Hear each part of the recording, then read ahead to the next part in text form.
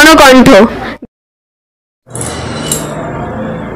নমস্কার, নিউজ কলকাতা জনকণ্ঠে আপনাদের সকলকে সুস্বাগত।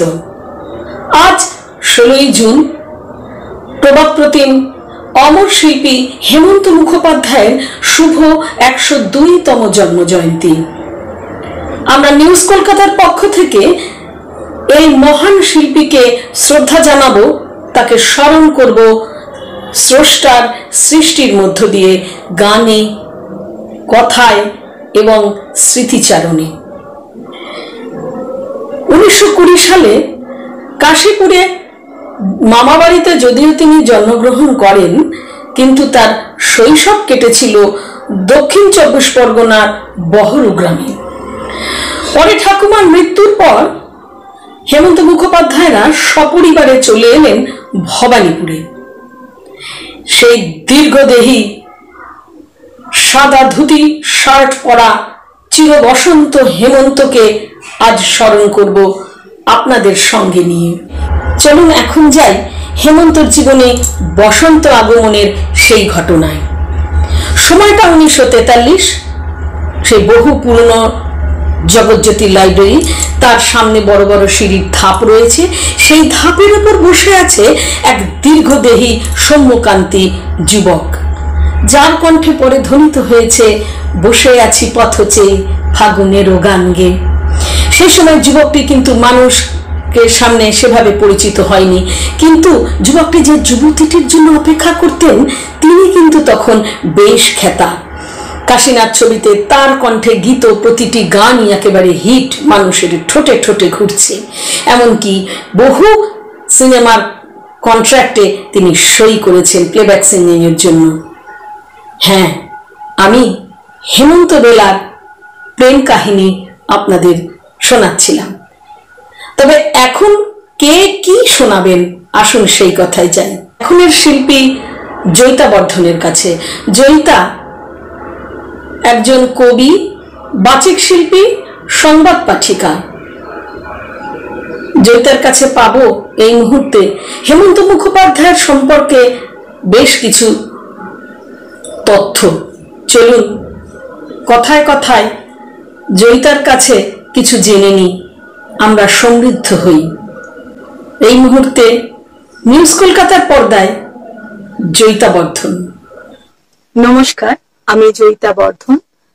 এমন একজন বিখ্যাত ব্যক্তিকে নিয়ে আজকে আমরা আলোচনা করব, যিনি বাংলা সঙ্গীত জগতে একজন উজ্জ্বল জ্যোতিষ্ক বলা যেতে পারে।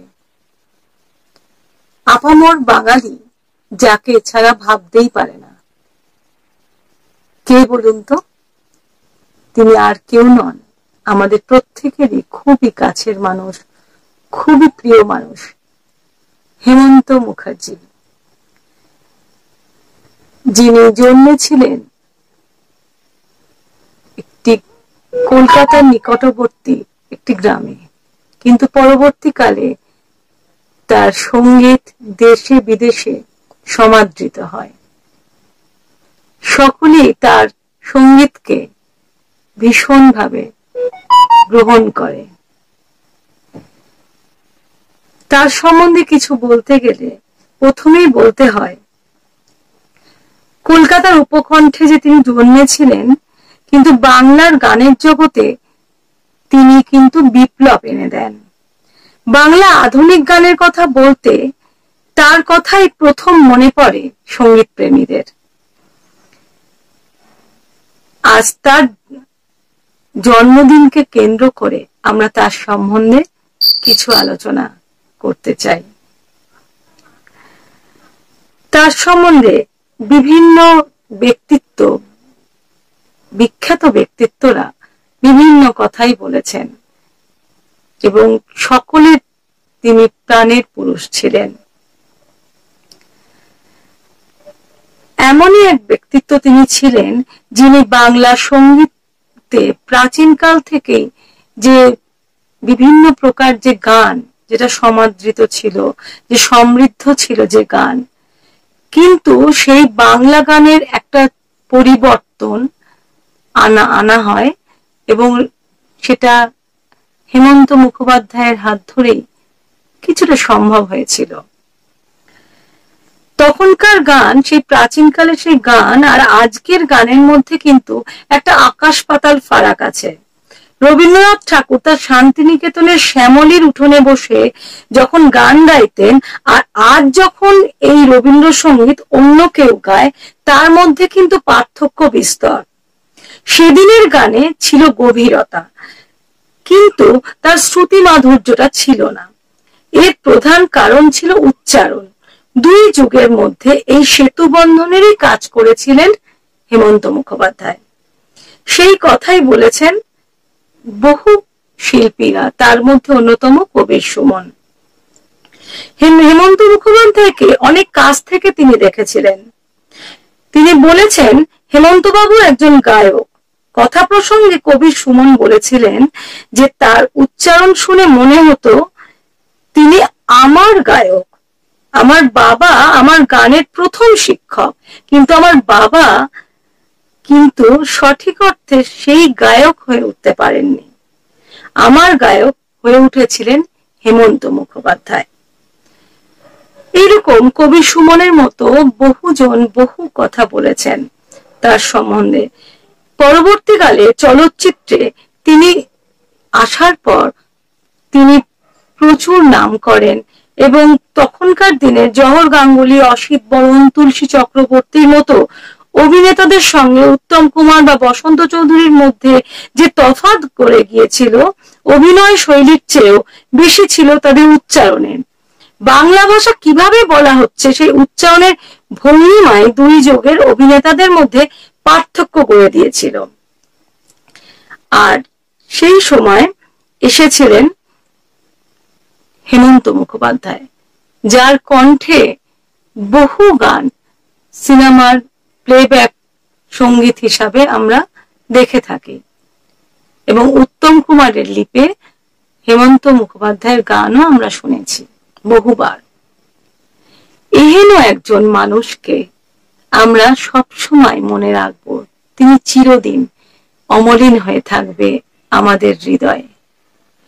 তার বিভিন্ন বিখ্যাত গানের মধ্যে রানার অন্যতম। সেই ছোট থেকে বৃদ্ধ পর্যন্ত সবাই কিন্তু এই রানার গানটি ভক্ত। আমিও তার ব্যতিক্রম নই। সেই হেমন্ত মুখোপাধ্যায় সে গায়ক রূপে, একজন ভালো মানুষ রূপে তিনি চিরদিন আমাদের হৃদয়ে ছিলেন, আছেন, থাকবেন। অনেক ধন্যবাদ শিল্পীকে। চলছে নিউজ কলকাতা জনকণ্ঠর পর্দায় অমর শিল্পী, সুরকার, প্লেব্যাক সিঙ্গার হেমন্ত মুখোপাধ্যায় তথা হেমন্ত কুমারের জন্মদিন উপলক্ষে শ্রদ্ধা নিবেদন। আমাদের এখনের শিল্পী দেবব্রত মুখার্জি। দেবব্রত মুখার্জি পেশায় শিক্ষক, নেশায় বাচিক শিল্পী এবং কবি। স্কুল জীবন থেকেই তার কবিতা লেখা, আবৃত্তি করা, গান করা প্রভৃতির উপর যথেষ্ট ঝোঁক ছিল। প্রথম কবিতা প্রকাশিত হয় কলেজের ম্যাগাজিনে, আর তারপরেই বিভিন্ন পত্রপত্রিকার সাথে তিনি যুক্ত হন, সঙ্গী করে তার কলমটি। চলুন দেবব্রত মুখার্জির কাছে শুনে নেব তার কবিতা। চলুন যাই দেবব্রত মুখার্জির নিবেদনে। শ্রদ্ধেয় শিল্পী হেমন্ত মুখোপাধ্যায়ের উদ্দেশ্যে লেখা আমার একটি স্বরচিত কবিতা। কবিতাটির নাম হেমন্ত স্মরণে। দেখতে দেখতে 100টা বসন্ত পার হয়ে গেল, তুমি থাকলে শতায়ু শিরোপায় জাজল্যমান হতে। তবে দেহে না থাকলেও তোমার কীর্তি শুধু শতায়ু কেন, সমগ্র দেশবাসী বিশেষত বাঙালির চিন্তনে মননে চিরস্মরণীয় হয়ে থাকবে। তোমার সুরের মূর্ছনায় কে না মোহিত হয়, এটাও বিরাট বিস্ফোরণ, তবে নিঃশব্দ বিস্ফোরণ। ভেঙে চুরমার হয় না কিছুই, তবে চেতনার দ্বারে দেয় চরম আঘাত। তোমার সুরেলা কণ্ঠের আবহে ক্রোধ হিংসার তৎক্ষণাৎ অবসানে হৃদয়ে অনুভূত হয় এক প্রশান্তির আবেশ। কখনো বা মনটা নেচে ওঠে আনন্দ হিল্লোলে, অবসাদের অবসানে জেগে ওঠে ধৈর্যের শক্ত পাহাড়। গানের রেকর্ডে তাই আজও তোমাকে ফিরে পাই, তোমার মধুর কণ্ঠের রবীন্দ্র গানে আজও যেন কবি হয়ে ওঠেন মূর্তিমান। শত বসন্তের অবসানে হে হেমন্ত, তুমি যে কীর্তিমান, তুমি দীপ্তিমান। তোমার কথা লিখে কখনো করা যায় না ইতি, শতবর্ষের জন্মদিনে নিয়েও সশব্দ আমার প্রণতি। আমি শৈলেশ দত্তগুপ্তের সাথে হেমন্ত মুখোপাধ্যায়ের সম্পর্কের কথাই ছিলাম। শৈলেশবাবু অনুপ্রেরণাতেই রবীন্দ্রসঙ্গীতের প্রতি আকৃষ্ট হন হেমন্ত মুখোপাধ্যায়। আর শুধু তাই নয়, শৈলেশবাবু আবারও হেমন্ত মুখোপাধ্যায়কে সাথে করে নিয়ে গেলেন আকাশবাণীতে এবং সেখানে বাণী কুমারের সাথে আলাপ করিয়ে দিলেন। বাণী কুমার হেমন্ত মুখোপাধ্যায়ের সঙ্গীত শুনে তাকে ফিচার প্রোগ্রামে জন্য সুযোগ করে দেন, গান গাইবার সুযোগ দিলেন এবং তারপর তার সাথে হৃদ্যতা এবং মহিষাসুরমর্দিনীতে গান করার সুযোগ। এগুলো জন্য আমরা শৈলেশ দত্তগুপ্তকে স্মরণ করতেই পারি। চলে যাব পরবর্তী শিল্পীর কাছে এবং তারপর ফিরব হেমন্তর জীবনে বসন্ত আগমনের স্মৃতি নিয়ে। আমাদের পরবর্তী শিল্পী ইন্দ্রামূল তরফদার। সিভিল ইঞ্জিনিয়ার পাঠরত এই শিল্পীর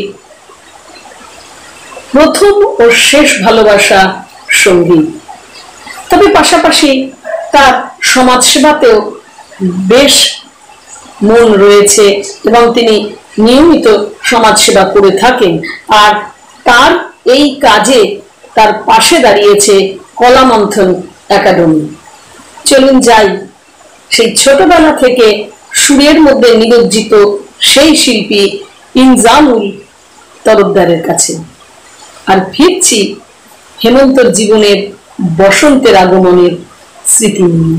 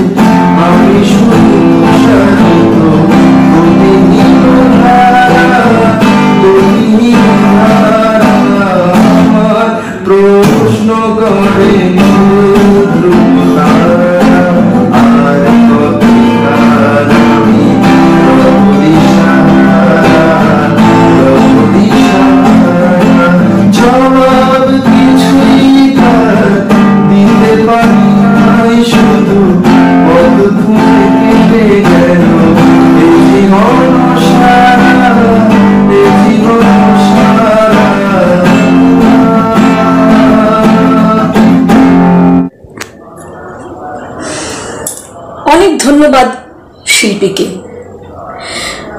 মিত্র ইনস্টিটিউশনে পড়াকালীন শ্যামসুন্দর নামে এক বন্ধুর সাথে, সহপাঠীর সাথে হেমন্ত মুখোপাধ্যায়ের বেশ ঘনিষ্ঠতা হয়।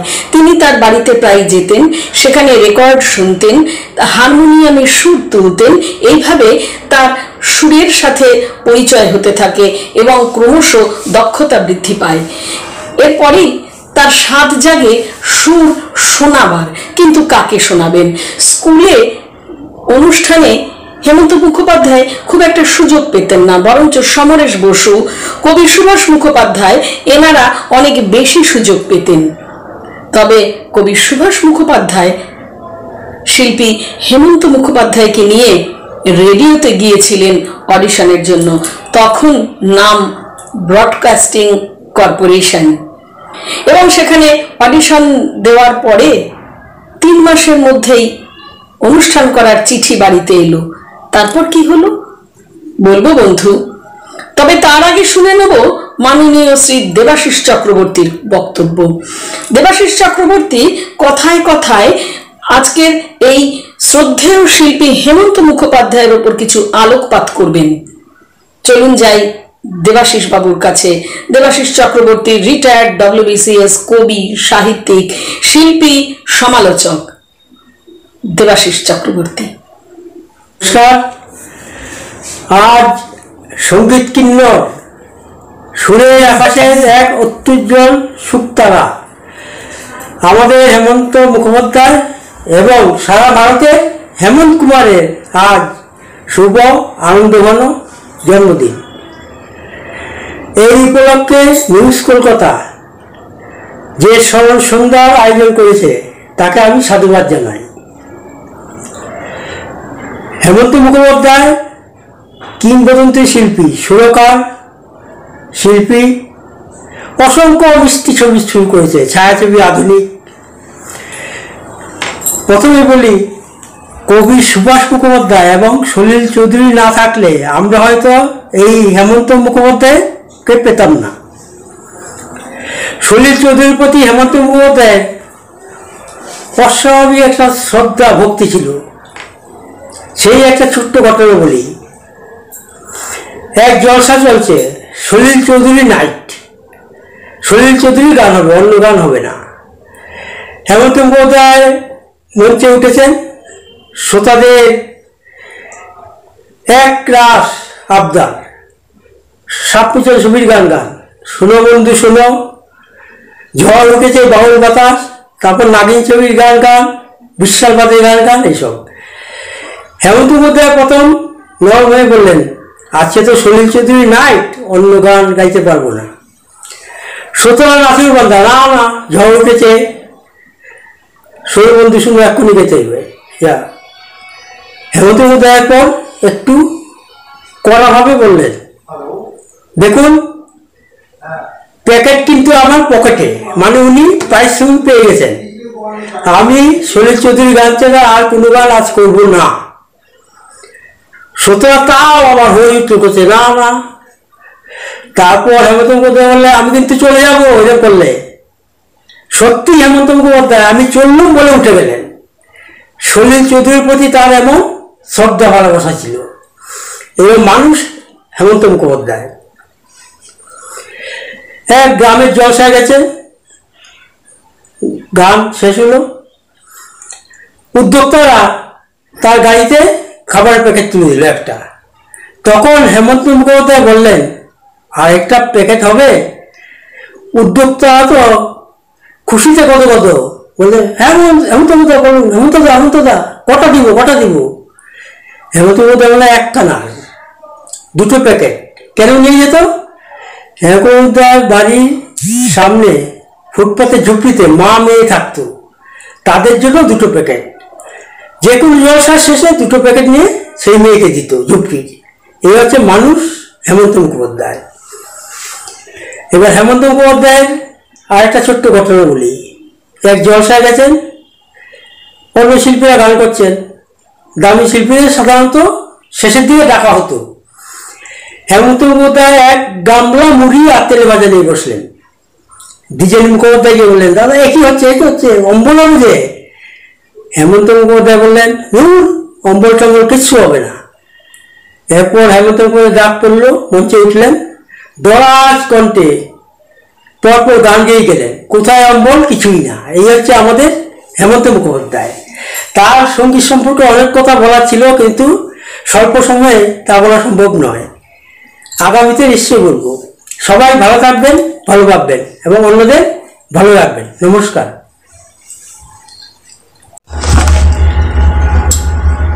অনেক ধন্যবাদ শিল্পীকে। চলুন এখন যাই হেমন্তর জীবনে বসন্ত আগমনের সেই ঘটনায়। সময়টা 1943।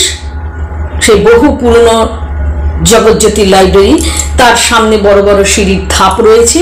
সেই ধাপের উপর বসে আছে এক দীর্ঘদেহী সৌম্যকান্তি যুবক, যার কণ্ঠে পরে ধ্বনিত হয়েছে, বসে আছি পথ চেয়ে ফাগুনেরও গান গে। সেই সময় যুবকটি কিন্তু মানুষকে সামনে সেভাবে পরিচিত হয়নি, কিন্তু যুবকটি যে যুবতীটির জন্য অপেক্ষা করতেন, তিনি কিন্তু তখন বেশ খ্যাতা। কাশীনাথ ছবিতে তার কণ্ঠে গীত, প্রতিটি গানই একেবারে হিট, মানুষের ঠোঁটে ঠোঁটে ঘুরছে। এমনকি বহু সিনেমার কন্ট্রাক্টে তিনি সই করেছেন প্লেব্যাক সিঙ্গিং এর জন্য। হ্যাঁ, আমি হেমন্ত বেলার প্রেম কাহিনী আপনাদের শোনাচ্ছিলাম। তবে এখন কে কি শোনাবেন, আসুন সেই কথায় যাই। তবে তার আগে কথায় কথায় হেমন্ত মুখোপাধ্যায়ের সাথে শৈলেশ দত্তগুপ্তের সম্পর্কের কথা একটু এঁকে দিয়ে যাই। হেমন্ত মুখোপাধ্যায়ের জীবনে শৈলেশ দত্তগুপ্তের অবদান অবিস্মরণীয়। শৈলেশ বাবুর প্রেরণায় হেমন্ত মুখোপাধ্যায় রবীন্দ্রসঙ্গীতের প্রতি আকৃষ্ট হলেন, শিখলেন আকার মাত্রিক স্বরলিপি। আসবো তারপরে কথা নিয়ে। চলুন তাহলে আগে সুরে যাই, তারপরে বসন্তের কথায় যাব। রত্না গাঙ্গুলি। এখন আমরা রত্না গাঙ্গুলির গান শুনব। রত্না গাঙ্গুলি তমলুক বাসিনী, চিনি তারে চিনি, তারে সুরে সুরে চিনি। রত্না গাঙ্গুলি বাল্যকাল থেকেই তার সুরের সাধনা। সব ধরনের গানেই তিনি সমানভাবে দক্ষ।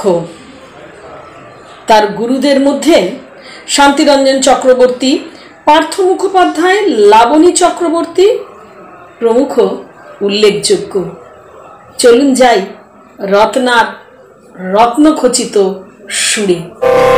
কেন দূরে থাকো, শুধু আড়াল রাখো, কে তুমি আমায় ডাকো। কেন দূরে থাকো, শুধু আড়াল রাখো, কে তুমি আমায় ডাকো। কেন দূরে থাকো, মনে হয় তবু বাড়ি বাড়ি, বুঝিলে মোর দ্বারে।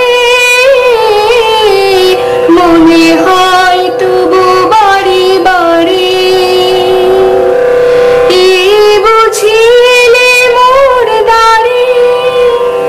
সে মধুর স্বপ্ন ভেঙো না কো, কেন দূরে থাকো, শুধু আড়াল রাখো, কি তুমি আমায় ডাকো। কেন দূরে থাকো, ভাবি মাধবী সুরভিতার বিলাই, যাবে মধুপের সুরে সুরে মিলাই। ভাবি মাধবী সুরভিতার বিলাই, যাবে মধুপের সুরে সুরে মিলাই। তোমারি ধিয়ানি ক্ষণে ক্ষণে, কত কথা জাগে মোর মনে। তোমারি ধিয়ানি ক্ষণে ক্ষণে,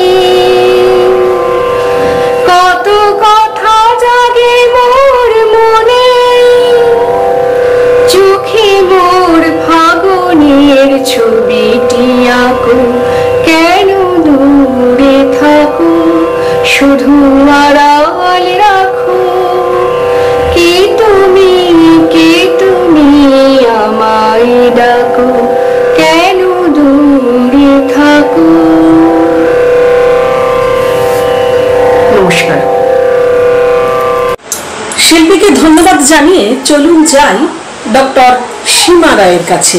ডক্টর সীমা রায় পেশায় শিক্ষিকা, আর ভালোবাসায় রয়েছে বাচিক শিল্প, কবিতা লেখা, এবং তার ভালোবাসা সঞ্চারিত হয়েছে সঞ্চালনাতেও। ডক্টর সীমা রায় তিনি লেখালেখির মধ্যে রয়েছেন দীর্ঘদিন।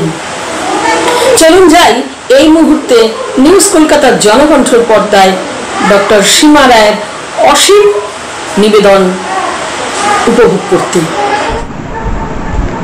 কবি সুকান্ত ভট্টাচার্যের রানার। রানার ছুটেছে তাই ঝুমঝুম ঘন্টা বাজছে রাতে, রানার চলেছে খবরের বোঝা হাতে, রানার চলেছে রানার। রাত্রির পথে পথে চলে কোনো নিষেধ জানে না মানার, দিগন্ত থেকে দিগন্তে ছোটে রানার, কাজ নিয়েছে সে নতুন খবর আনার। রানার রানার জানা অজানার বোঝা আজ তার কাঁধে, বোঝাই জাহাজ রানার চলেছে চিঠি আর সংবাদে। রানার চলেছে বুঝি ভোর হয় হয় আরো জোরে আরো জোরে, হে রানার দুর্বার দুর্জয়। তার জীবনের স্বপ্নের মতো পিছে সরে যায় বন, আরো পথ আরো পথ, বুঝি হয় লাল পূর্ব কোণ। অবাক রাতের তারারা আকাশে মিটমিট করে চায়, কেমন করে রানার সবেগে হরিণের মতো যায়। কত গ্রাম কত পথ যায় সরে সরে, শহরে রানার যাবেই পৌঁছে ভোরে। হাতে লণ্ঠন করে ঠন ঠন, জোনাকিরা দেয় আলো, মাফই রানার এখনো রাতের কালো। এমনি করেই জীবনের বহু বছরকে পিছু ফেলে পৃথিবীর বোঝা ক্ষুধিত রানার পৌঁছে দিয়েছে মেলে। ক্লান্ত শ্বাস ছুঁয়েছে আকাশ, মাটি ভিজে গেছে ঘামে। জীবনের সব রাত্রিকে ওরা কিনেছে অল্প দামে। অনেক দুঃখে বহু বেদনায় অভিমানে অনুরাগে, ঘরে তার প্রিয়া একা শয্যায় বিনিদ্র রাত জাগে। রানার রানার এ বোঝা টানার দিন কবে শেষ হবে, রাত শেষ হয়ে সূর্য উঠবে কবে। ঘরেতে অভাব, পৃথিবীটা তাই মনে হয় কালো ধোয়া, পিঠেতে টাকার বোঝা, তবু এই টাকাকে যাবে না ছোঁয়া। রাত নির্জন পথে কত ভয়, তবু এ রানার ছোটে। দস্যুর ভয় তারও চেয়ে ভয়, কখন সূর্য ওঠে। কত চিঠি লেখে লোকে, কত সুখে প্রেমে আবেগে স্মৃতিতে, কত দুঃখে ও শোকে। এর দুঃখের চিঠি পড়বে না জানি কেউ কোনোদিনও, এর জীবনের দুঃখ কেবল জানবে পথের তৃণ। দুঃখের কথা জানবে না কেউ শহরে ও গ্রামে, এর কথা ঢাকা পড়ে থাকবেই কালো রাত্রির খামে। দরদে তারার চোখ কাঁপে মিটি মিটি, একে যে ভোরের আকাশ পাঠাবে সহানুভূতির চিঠি। রানার রানার কি হবে বোঝা বয়ে, কি হবে ক্ষুধার ক্লান্তিতে ক্ষয়ে ক্ষয়ে। রানার রানার ভোর তো হয়েছে, আকাশ হয়েছে লাল, আলোর স্পর্শে কবে কেটে যাবে এই দুঃখের কাল। রানার গ্রামের রানার সময় হয়েছে নতুন খবর আনার, শপথের চিঠি নিয়ে চলো আজ ভীরুতা পিছনে ফেলে। পৌঁছে দাও এ নতুন খবর অগ্রগতির মেলে, পৌঁছে দাও এ নতুন খবর অগ্রগতির মেলে। দেখা দেবে বুঝি প্রভাত এখুনি, নেই দেরি নেই আর। ছুটে চলো আরো বেগে, দুর্দম হে রানার। ছুটে চলো আরো বেগে, দুর্দম হে রানার। অনেক ধন্যবাদ শিল্পীকে। চলে যাব পরবর্তী শিল্পীর কাছে, তবে তার আগে হেমন্ত মুখোপাধ্যায়কে নিয়ে দুই একটি কথা। ছিলাম আমি তার অডিশনের ব্যাপারে। অডিশনের সময়কাল 10 মিনিট, গাইতে হবে 2টি গান। হেমন্ত মুখোপাধ্যায় আবার সুভাষ মুখোপাধ্যায়ের শরণাপন্ন হলেন, কেননা গান তো লিখে দিতে হবে। আর সেই সময় কমল দাশগুপ্তর সুরে যুথিকা রায়ের একটি গান বেশ কাঁপিয়ে দিচ্ছিল। সুভাষ মুখোপাধ্যায় ওই গানের সুরের ধাঁচে কথা বসিয়ে দিলেন এবং হেমন্ত মুখোপাধ্যায় গিয়ে সেই গানটি অডিশনে পরিবেশন করলেন। আর অপর গানটি ছিল একটি ভাটিয়ালি সঙ্গীত। চলছে দুই মুখোপাধ্যায়, অর্থাৎ হেমন্ত মুখোপাধ্যায় এবং সুভাষ মুখোপাধ্যায় বন্ধুত্বপূর্ণ বাগিচার পুষ্পচয়ন আর তার সুরভি বিতরণ। এখন সেই সুরভি বিতরণ করতে আসবেন আমাদের মাঝে সাধন ঘোষ সুর নিয়ে। সাধন ঘোষ একজন সঙ্গীত শিল্পীর পাশাপাশি একজন যন্ত্রশিল্পীও। সাধন ঘোষ একজন রবীন্দ্র গবেষকও। চলুন যাই এমন একজন গুণী শিল্পীর কাছে, যিনি এই মুহূর্তে হেমন্ত মুখোপাধ্যায়ের প্রতি শ্রদ্ধা জ্ঞাপন করবেন সুরে সুরে।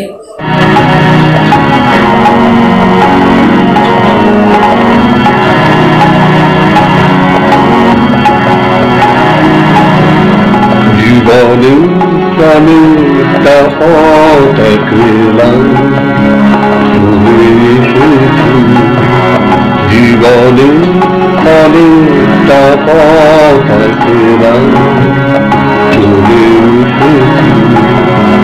কি পেয়েছি কি পাইনি তার হিসাব কবি চলার পথে দেখা স্মৃতির ঘরেতে ধরে রেখেছি। জীবনের অনেকটা পথ একলা চলে এসেছি।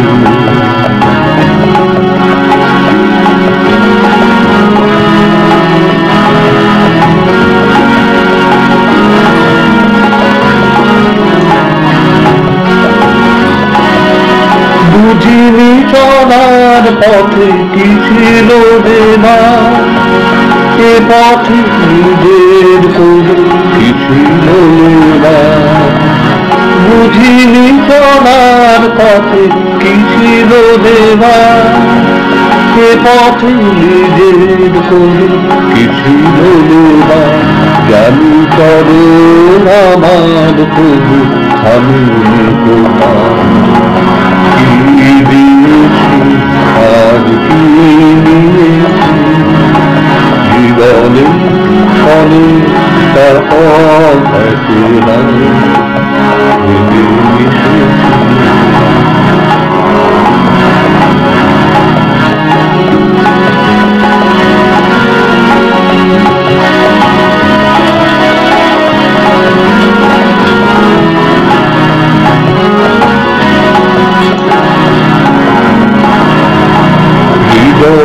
ঘিরেছে কত জানা এসেছি তার শেষ সীমানা। হৃদয় ঘিরেছে কত জানা এসেছি তার শেষ সীমানা। নতুন নতুন কত মানুষ দেখে ভুলেছি কিছু কিছু লিখেছি। নতুন নতুন কত মানুষ দেখে ভুলেছি কিছু কিছু লিখেছি। তবু হৃদয় আমার তবু ভাবে কোথায়, পথে কি হারালাম আর কি পেয়েছি। জীবনে রানী তার পথ একলা জীবনে রানী তার পথ একলা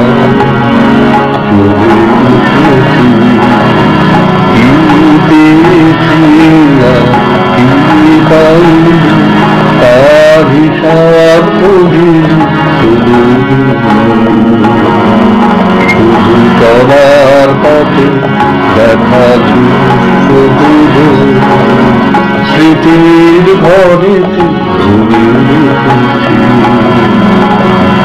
জীবনে অনেকটা পথ একলা তুমি এসেছি জীবনে অনেকটা পথ একলা